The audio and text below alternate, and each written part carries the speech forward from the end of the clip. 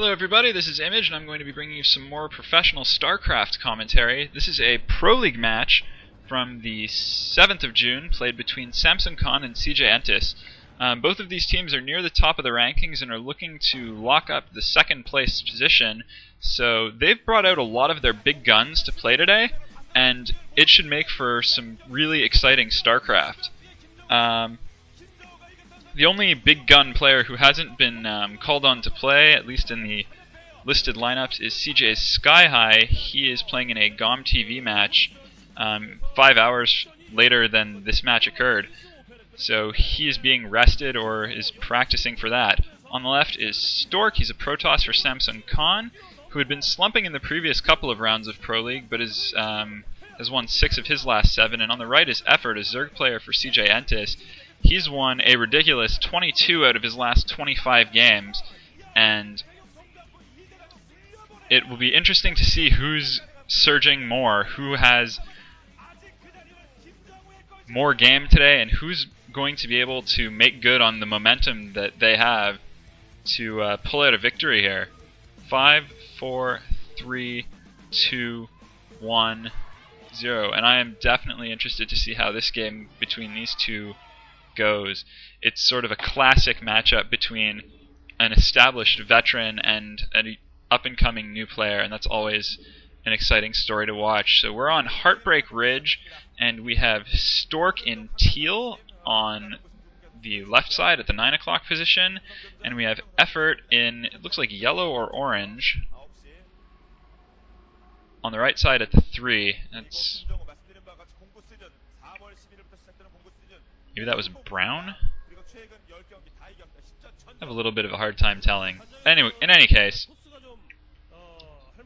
pretty clear who's who and where they are.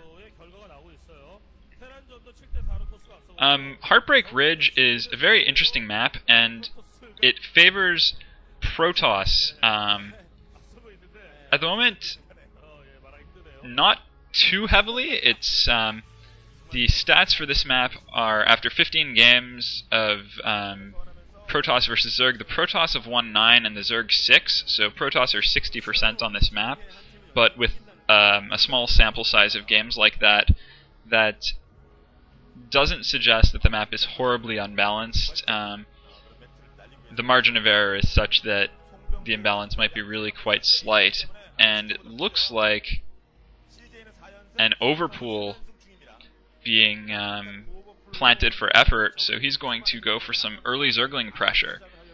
We have Firebat Hero and Iris looking on there. They're going to meet in the 3rd set of this match, and I suppose they've given us a view of them to build up some suspense and expectations. For my part, they didn't really have to do that. I was plenty excited already. I think you should be too. Both players are getting their scouts in at this point. Stork has spotted this overpool, and so he will probably place his buildings after the Forge Cannon Nexus Cannon. That way he'll be able to be safe from a Ling harass, but he hasn't. He's gone Nexus first, and then he'll probably put up 2 cannons, and that's also viable, but it's a slight risk if the Zerglings come out and don't chase around that probe. It's possible that after a Nexus cannon placement that they'll be able to effect a run-by. As it is, there are only 2 Zerglings chasing that probe around, so doesn't look like there's going to be any problems for Stork on that end, as he does get those cannons up. And he takes his gas.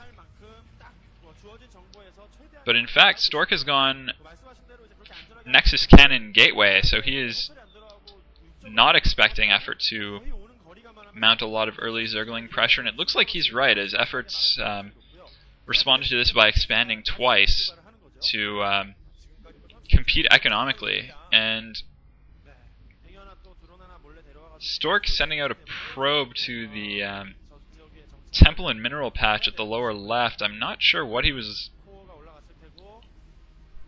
looking for there. Maybe he was concerned with some Hoja-esque burrow antics to glitch Zerglings through there, and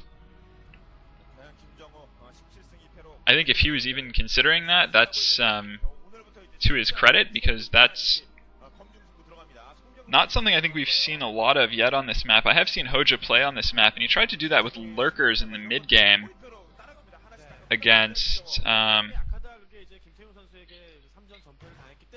I'm not sure who it was in retrospect now. Might have been...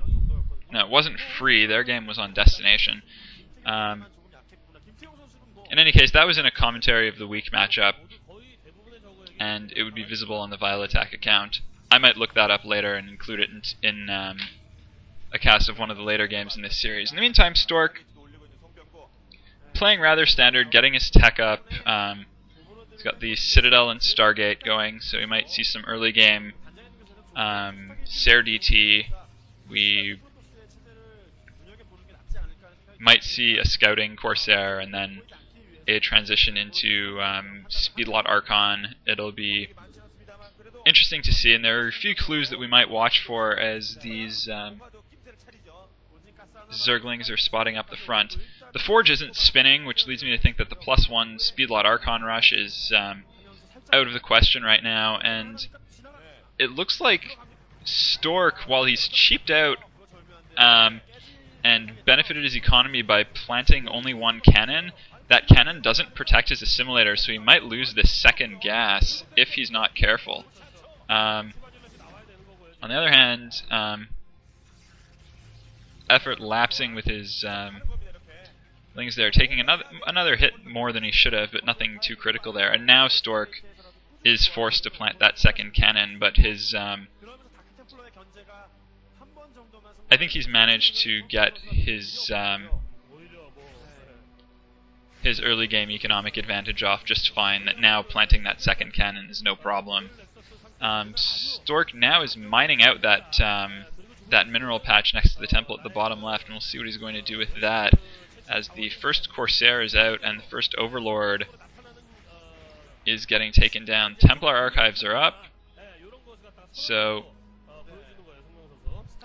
looks like we'll be seeing some early game Corsair DT play.